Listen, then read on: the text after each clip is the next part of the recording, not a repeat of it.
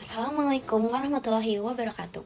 Halo semuanya, nama saya Firsta Rachma Fadila dengan NIM G002579 dari kelompok A9. Nah, di sini saya akan menjelaskan sedikit tentang anatomi dari organ genitalia dan uropoetika. Di sini langsung saja, yang pertama, saat menjadi panitia lomba 17-an, Dapri melihat salah satu dari peserta laki-laki mengeluh nyeri hebat pada daerah skrotum setelah terjatuh. Di sisi lain, ada juga peserta lain yang sudah lama mengeluh ada benjolan di skrotum yang terasa seperti sekumpulan cacing dan seorang bapak yang sering bolak-balik ke toilet karena sulit BAK. Yang pertama, jelaskan anatomi penis, skrotum, dan testis. Kemudian jelaskan jalur perjalanan sperma dari testis hingga keluar melalui ostium uretra externum, serta jelaskan kemungkinan perbedaan anatomi dari klinis dari keluhan pada skenario tersebut, terutama yang mengarah ke torsiotestis, varikokal, dan pembesaran prostat. Nah, langsung saja di sini yang pertama ada anatomi dari penis. Nah, di sini penis itu adalah suatu organ berbentuk tubuler yang berfungsi sebagai alat kopulasi pria. Nah, di sini penis itu homolog dengan glans klitoris pada wanita. Nah, di sini penis sendiri itu terdiri dari dua parts, yaitu pars fixa atau yang istilahnya tertanam di tubuh, yang terdiri dari bulbus dan crus penis. Di sini ada bulbus yang terletak di tengah-tengah dari crus penis. Kemudian di sini ada crus penis terletak di lateral dari bulbus penis. Kemudian ada pars libera, yaitu yang terdiri dari corpus spongiosum di sini yang merupakan lanjutan dari bulbus penis, dan kemudian ujungnya ada di gland penis. Kemudian ada corpora cavernosum di sini yang merupakan kepanjangan dari crus penis. Kemudian di sini kalau dibelah ini ada corpus cavernosum yang di dalamnya ada arteri profunda venis. Kemudian di sini ada corpus spongiosum yang dalamnya ada uretra. Kemudian next, di sini ada muskulusnya. Ada musculus bulbus spongiosus, itu gunanya untuk mengompresi bulbus dan corpus spongiosum, kemudian membantu pengosongan uretra dari urin atau semen, dan meningkatkan tekanan jaringan erektil proksimal, serta menekan vena dorsalis profunda untuk menghambat aliran balik vena. Yang ini. Kemudian yang kedua ada musculus ischiocavernosus untuk mengkompresi crura penis, mendorong darah ke bagian distal corpora cavernosa, meningkatkan turgiditas dan membatasi aliran vena keluar untuk mempertahankan ereksi. Nah, di sini ada vena limfatikanya juga. Di sini aliran limfa kulit dan fascia penis dialirkan ke nodi superomedialis dari nodi inguinalis superficialis. Kemudian untuk struktur profunda penis mengarahkan cairan limfanya ke nodi iliaki interni. Lalu di sini vaskularisasinya dari arteri penis, cabang dari arteri profunda interna dan arteri pudenda eksterna. Kemudian sistema venanya bermuara pada vena pudenda interna. Next, ke skrotum. Di sini adalah lapisan pembungkus testis yang terdiri dari 9 lapisan. Nah, di sini yang pertama, lapisan dari paling luar ke dalam ada kulit, kemudian fascia dartos dan musculus dartos, kemudian fascia spermatica externa, kemudian musculus cremasterica, lalu ke fascia spermatica interna, tunica vaginalis lamina parietalis, tunica vaginalis lamina visceralis, tunica albugina, dan terakhir ada tunica vasculosa. Dan akhirnya ke testis. Nah, di sini skrotum itu berfungsi mengatur suhu testis yang optimal untuk spermatogenesis. Dan pada bagian mediana skrotum itu terdapat raphe scotti di sini di tengah-tengahnya. Lalu next ke testis. Nah, di sini testis itu dia homolog dengan ovarium pada wanita. Nah, dia terletak di dalam skrotum yang melapisi tadi dan terdapat sepasang. Nah, di sini testis kiri itu lebih rendah dari testis yang kanan karena funiculus spermaticusnya lebih panjang. Jadi penggantung testisnya itu lebih panjang yang kiri daripada yang kanan. Nah, di sini juga ada descensus testiculorum. Itu adalah proses turunnya testis ke skrotum karena dulunya testis itu berada di cavum abdomen selama masa embryogenesis gitu. Dan di sini yang pertama ada gubernaculum testis, itu adalah fiksator testis pada cavum abdomen. Kemudian ada canalis inguinalis, itu adalah tempat keluarnya testis ke skrotum pada masa embriologi. Lalu ada processus vaginalis. Nah, next. Di sini ada lapisan pembungkus testis. Nah, yang pertama di sini ada tunica vaginalis. Nah, tunica vaginalis ini dibagi menjadi dua, yaitu lamina parietalis dan lamina visceralis. Kemudian selanjutnya ada tunica albuginea dan terakhir ada tunica vasculosa. Nah, next ke vaskularisasinya. Di sini arterinya dari arteri testicularis cabang aorta abdominalis, kemudian arteri ductus deferentis, cabang arteri vesicalis interior, dan arteri cremasterica, cabang arteri epigastrica inferior. Kemudian untuk venanya ada vena testicularis yang keluar sebagai jalinan vena, yaitu plexus venosus pompiniformis, dan vena testicularis dextra bermuara ke vena cava inferior. Kemudian vena testicularis sinistra bermuara ke vena renalis sinistra. Lalu untuk inervasinya, ini ada plexus testicularis autonom cabang segmen torakike 10-12. Kemudian nervus genitofemoralis cerebrospinal cabang dari segmen lumbal 1-2. Kemudian next di sini ada perjalanan sperma. Nah, sperma itu kan dihasilkan di testis. Nah, ini spermatozoa awalnya dihasilkan oleh sel gamete tubulus contortus semivirus di testis, kemudian ke tubulus rectus semivirus, kemudian ke rete testis, lalu ke ductus efferent, kemudian disalurkan ke epididymis. Nah, di epididymis ini dia akan mengalami pematangan atau maturasi. Lalu dari epididymis akan disalurkan ke ductus deferens, terus ke ampulla ductus deferens, lalu ke ductus ejaculatorius. Dan di sini dia akan bersatu dengan saluran vesicula seminalis. Jadi digabungkan gitu dengan yang lainnya. Terus lalu dia akan ke ostium ductus ejaculatorius, lalu akan ke uretra pars prostatica, terus ke uretra pars membranacea, lalu ke uretra pars spongiosa, dan terakhir keluar melewati ostium uretra externum gitu. Next lagi, di sini ada klinisnya. Yang pertama ada torsiotestis. Di sini torsiotestis itu dia adalah keadaan gawat darurat ketika testis itu istilahnya kepelintir gitu. Dia ini menyebabkan pembuluh darah terjepit dan aliran darah ke testis terhenti. Jadi dia bisa sel-selnya dan jaringannya bisa mati, dan kalau tidak segera ditangani itu bisa menyebabkan testisnya harus diangkat. Terus ada bening prostat hiperlapsia atau biasa dikenal dengan BPH. Nah, di sini adalah hiperlapsia jaringan prostat yang dapat menyebabkan obstruksi uretra hingga menimbulkan kesulitan buang air kecil. Umumnya terjadi di zona transisi prostat, kayak prostatnya membesar gitu. Nah, penanganannya di sini dengan TURP atau transurethral resection of the prostate. Nah, yang terakhir di sini ada varikokel atau pelebaran abnormal plexus vena pambeniformis yang menyebabkan kelainan aliran darah balik darah vena. Nah, di sini jadi kayak muncul kayak ada cacing-cacing gitu. Terus next, yang kedua, saat acara camping, Miko sudah menahan kencing sejak sore karena toilet umum antre panjang. Malamnya ia mengeluh nyeri pinggang dan yang berjalan ke bawah, anyang-anyangan dan merasa BAK tidak lampias. Keesokan paginya, temannya panik karena Miko balik ke toilet sambil memegangi pinggang seperti sedang audisi sinetron. Nah, di sini yang pertama jelaskan pembagian organ sistem uropoetika dan fungsi umum masing-masing organ. Kemudian jelaskan alur perjalanan urin mulai dari ren hingga keluar melalui uretra, serta sebutkan bagian-bagian penting yang dilalui. Nah, langsung aja di sini yang pertama ada anatomi dari ren atau ginjal. Ya, di sini ada lapisan pembungkusnya. Dari profunda ke superficial ada kapsula fibrosa, kemudian perirenal fat, fascia renalis, dan juga pararenal fat. Lalu di sini dari bagian-bagiannya, ginjal itu dibagi menjadi dua, yaitu dari korteks dan juga medula. Nah, dari korteksnya sendiri itu ada kolumna renalis bertini, yaitu struktur di antara piramida renalis. Kemudian ada arcus corticalis atau lengkungan yang menghubungkan antara kolumna renalis. Lalu ke yang medulanya itu ada piramidis renalis atau massa berbentuk konus di sini. Kemudian ada papilla renalis, itu adalah ujung bawah atau apexnya dari piramid renalis. Di sini yang menghadap ke sinus renalis. Kemudian ada foramina papillaria atau lubang-lubang di ujung papilla renalis di sini yang dan muaranya ke ductus papillaris bertini. Kemudian ada calyx minor yang masing-masing terhubung dengan satu atau lebih papilla renalis di sini. Kemudian ada calyx mayor, yaitu gabungan dari calyx minor. Lalu ada pelvis renalis di sini, yaitu gabungan dari calyx mayor yang akan menjadi ureter di sini. Nah, terakhir ada sinus renalis atau pelebaran hilus. Oke, next.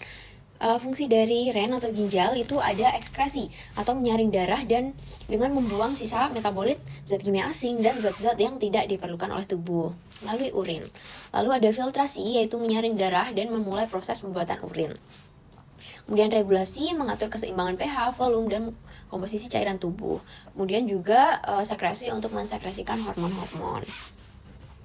Next, ke ureter. Jadi habis dari ginjal, urin itu akan melewati ureter atau saluran muskular berbentuk pipa yang membentang dari ren ke fascias posterior vesica urinaria, berfungsi untuk menyalurkan urin dari ren ke vesica urinaria. Nah, di sini di ureter ini ada beberapa penyempitan. Yang pertama ada ureteropelvic junction, yaitu peralihan dari pelvis renalis ke ureter di sini. Kemudian ada bifurcatio arteri iliaca communis, yaitu persilangan dengan arteri iliaca communis di sini. Kemudian saat memasuki vesica urinaria juga mengalami penyempitan. Kemudian ada vaskularisasinya. Yang pertama di superior ada arteri renalis, kemudian di media ada cabang dari aorta abdominalis. arteri testicularis untuk laki-laki dan arteri ovarika untuk perempuan. Nah, kemudian ada arteri iliaca communis, dan yang ketiga di inferior itu cabang-cabang dari arteri iliaca interna. Oke, next lanjut ke vesika urinaria. Nah, vesika urinaria itu adalah suatu kantong muskulus membranosa yang berfungsi untuk menampung urin, terletak di kafum pelvis. Nah, vesika urinaria ini kapasitasnya di orang dewasa itu 500 ml. Nah, ke bagian-bagiannya di sini ada apex vesicae atau struktur yang menghadap ke bagian atas simfisis dan dihubungkan ke umbilicus oleh ligamentum umbilicale mediale. Di sini kemudian ada basis atau facies posterior vesicae. Nah, dia ini berbentuk sebuah segitiga terbalik dan menghadap ke posterior inferior. Kemudian ada facies superior vesicae berbatasan dengan lengkung ileum dan kolom sigmoid. Lalu ada facies inferior lateral berbatasan dengan lemak retropubica dan os pubis dan berada di superior musculus obturator internus dan musculus levator ani. Lalu yang terakhir ada kolom vesicae, yaitu bagian yang paling inferior dari vesika urinaria dan juga bagian yang paling terfiksasi. Oke, next. Ke vaskularisasinya di sini ada arteri vesikalis superior, kemudian arteri vesikalis media, arteri vesikalis inferior pada wanita, dan arteri vaginalis. Kemudian untuk venanya ada plexus venosus vesikalis. Nah, di sini juga ada ligamenta di vesika urinaria. Yang pertama ada ligamenta puboprostaticum lateral et medial, ya ini untuk fiksasi kolom vesicae ke glandula prostat dan os pubis ya. Kemudian ada ligamentum pubovesicalis, itu fiksasi kolom vesicae ke os pubis vanita. Kemudian ligamentum vesicalis itu fiksasi ke rectum, dan ligamentum umbilicalis medianum itu fiksasi apex vesicae ke umbilicus yang ini. Oke, lanjut. Nah, yang terakhir ini ke uretra, adalah saluran muskular berbentuk pipa yang membentang dari ren facies posterior vesika urinaria. Nah, dia ini berfungsi untuk mengeluarkan urin. Tapi pada pria itu juga uretra ini berfungsi untuk ejakulasi. Nah, di sini perbedaannya ada uretra maskulina dan uretra feminina. Nah, kalau uretra yang maskulina atau yang untuk pria itu dia lebih panjang, 18 sampai 20 cm. Nah, di sini juga ada bagian-bagiannya. Yang pertama ada pars preprostatica, lalu ada uretra pars prostatica atau di bagian prostatnya. Kemudian di bawahnya ada uretra pars membranacea, dan yang terakhir ada pars spongiosa. Nah, di sini dilalui oleh urin dan cairan semen. Kemudian membentang dari orificium uretra internum pada vesika urinaria hingga orificium uretra externum pada ujung penis. Lalu pada penil uretra terdapat glandula litre yang menghasilkan mukus. Lalu di uretra feminina itu lebih pendek ya, cuma 4 cm dan hanya dilalui oleh urin. Kemudian dia ini membentang dari vesika urinaria hingga orificium uretra externum pada dorsal glans clitoris. Kemudian dia ini juga mengandung 2 glandula parauretral mukus, glandula skene pada aperturanya. Nah, dia ini juga lebih rentan terkena infeksi karena dia lebih pendek tadi. Oke, next. Di sini ada perjalanan urin dari ginjal ke uretra dari nefron. Pertama, darah itu akan disaring di glomerulusnya, kemudian akan ke tubulus contortus proximal, kemudian ke tubulus descendens ansa Henle, kemudian ke medula bentuk loop atau lengkung, kemudian ke tubulus ascendens ansa Henle, kemudian ke tubulus collectivus distal, lalu ke ductus collectivus, kemudian ke papilla renalis, kemudian ke calyx minor, kemudian calyx mayor, lalu ke pelvis renalis, lalu disalurkan melalui ureter, lalu ditampung ke vesika urinaria, lalu kalau penuh dia akan dikeluarkan melalui uretra gitu. Lalu ke yang ketiga, di ruang bersalin, seorang ibu sedang dalam proses persalinan. Bidan menilai penurunan kepalan janin dengan bidang Hodge, memperhatikan bentuk pelvis, lalu mempertimbangkan tindakan episiotomi agar robekan perineum tidak meluas. Yang pertama, jelaskan dasar pelvis dan perineum, termasuk diafragma pelvis, membrana perineum, spatium perineum profundum, serta pembagian regio urogenital dan regio analis. Kemudian jelaskan hubungan anatomi pelvis dengan kondisi klinis skenario, terutama mengenai perbedaan pelvis pria dan wanita, bidang Hodge dan episiotomi. Langsung aja, yang pertama di sini ada diafragma pelvis. Diafragma pelvis ini yang dilihat dari atas, ini yang dilihat dari bawah. Dan di sini ini ada muskuli-muskulinya.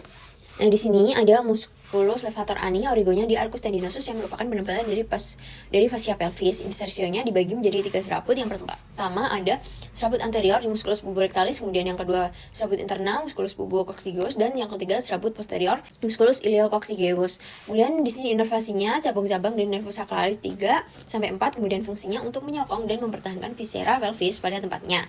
Kemudian mencegah peningkatan tekanan di dalam pelvis selama mengejan dan mendorong otot-otot abdomen saat batuk. Lalu ada musculus coccygeus, di sini origonya di spina ischiadica, kemudian insersionya di os sacrum dan os coccygeus. Lalu inervasinya cabang-cabang dari nervus sacralis 3 sampai 4 dan fungsinya untuk menopang diafragma dari pelvis. Oke, next di sini ada membrana perineum. Adalah fascia tebal berbentuk segitiga yang melekat pada kerangka tulang arcus pubicus, terletak di horizontal dan ke arah posterior. Terdapat celah kecil di antara membran dan ligamentum pubicum inferior. Dan di atasnya berhubungan dengan ruangan tipis disebut spatium perineum profundum, dan terdapat lembaran otot rangka yang berfungsi sebagai sphincter terutama untuk uretra dan sebagai stabilisator tepi posterior membrana perineum gitu. Nah, muskulus-muskulusnya di sini ini yang untuk wanita dan ini untuk pria. Dari sini yang wanita ada sphincter uretrovaginalis, kemudian ada musculus compressor, kemudian musculus transversus perineum profundus, dan juga ada musculus sphincter uretra externa. Nah, kalau yang laki-laki itu dia tidak ada musculus compressor dan tidak ada sphincter uretrovaginalis, jadi hanya ada musculus sphincter uretra externum dan juga musculus transversus perineum profundus gitu. Next di sini ke regio urogenital. Nah, ini untuk yang pria dan ini untuk yang wanita. Nah, untuk yang pria itu urutannya dari yang paling luar hingga ke dalam ada kulit, kemudian fascia perineum superficialis, kemudian fascia perineum profunda, lalu spatium perineum superficialis, terdapat musculus transversus perineum superficialis, musculus ischiocavernosus, dan musculus bulbocavernosus. Lalu ada fascia diafragma urogenital inferior atau membran perineum. Lalu spatium perineum profunda, terdapat musculus transversus perineum profundus, musculus sphincter uretra externum, dan glandula bulboretralis Cowperi. Lalu yang terakhir ada fascia diafragma urogenital superior. Lalu untuk yang wanita di sini yang pertama ada kulit, kemudian ada fascia perineum superficialis, kemudian fascia perineum profunda. Lalu spatium perineum superficialis itu terdapat musculus transversus perineum superficialis, kemudian musculus ischiocavernosus, dan musculus bulbocavernosus. Kemudian untuk fascia diafragma urogenital inferior ada membrana perineum. Lalu ke spatium perineum profunda terdapat musculus transversus perineum profundus, musculus sphincter uretra externum, dan musculus sphincter uretrovaginalis, dan musculus compressor. Lalu yang terakhir ada fascia diafragma urogenital superior. Nah, lalu ke regio analis di sini ini yang untuk wanita dan ini untuk yang pria. Ya, ini menghadap ke posterior inferior dan dibatasi di lateral oleh tepi medial ligamenta sacrotuberale, ke arah anterior oleh suatu garis horizontal di antara kedua tuber ischiadicum, dan ke posterior oleh coccyx. Nah, di sini muskulus utamanya pada trigonum anal adalah musculus sphincter externus. Oke, next di sini ada perbedaan pelvis pria dan wanita. Nah, ini untuk yang wanita dan ini untuk yang pria.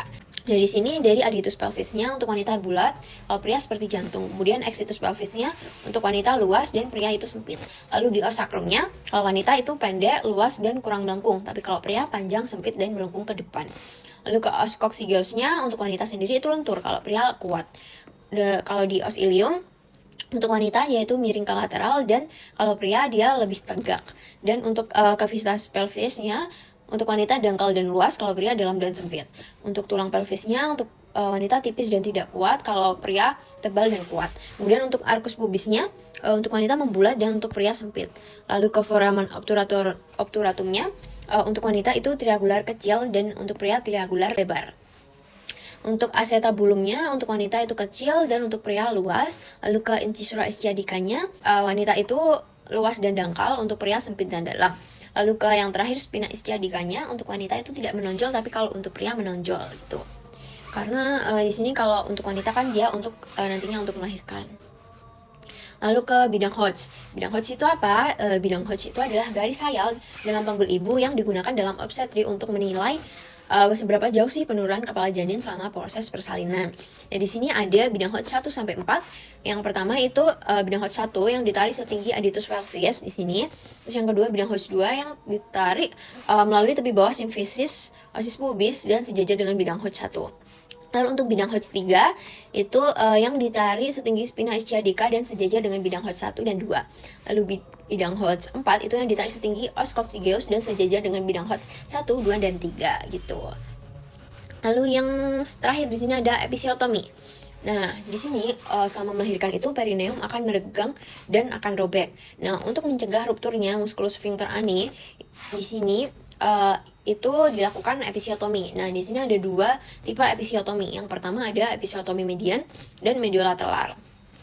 Nah, pada episiotomi median itu sayatan dimulai pada garis tengah komisura posterior lurus ke bawah, tetapi tidak sampai mengenai serabut sphincter ani di sini. Kemudian untuk yang pada episiotomi mediolateral, sayatan dimulai 45 derajat dari midline. Nah, biasanya yang paling aman digunakan itu yang mediolateral karena dia tidak akan mengenai ke musculus sphincter ani. Nah, gitu. Baik, terima kasih. Sekian dari saya. Mohon maaf jika ada banyak salah penyebutan kata atau yang lainnya. Sekian, terima kasih. Wassalamualaikum warahmatullahi wabarakatuh.